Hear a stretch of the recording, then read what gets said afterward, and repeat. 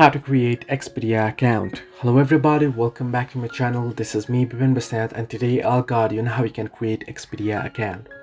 Now, creating an account on Expedia or signing up for Expedia is pretty simple and easy. You can do so through the application easily simply by opening the app once it's installed and then heading to sign up and then entering in the details and signing up. You can head into browser, you can search in Expedia sign up, and you'll get the very first option. You can see create an account on Expedia. So you want to tap on that link.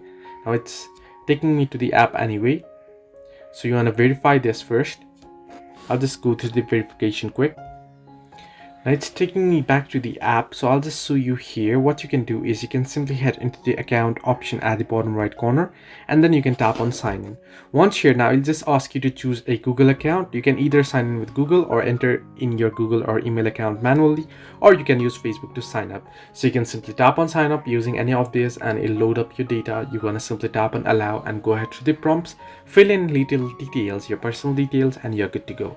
So this way you can create Expedia account. Hope this helped you. Do like and subscribe, and do not forget to leave a comment down below if you have any further issues.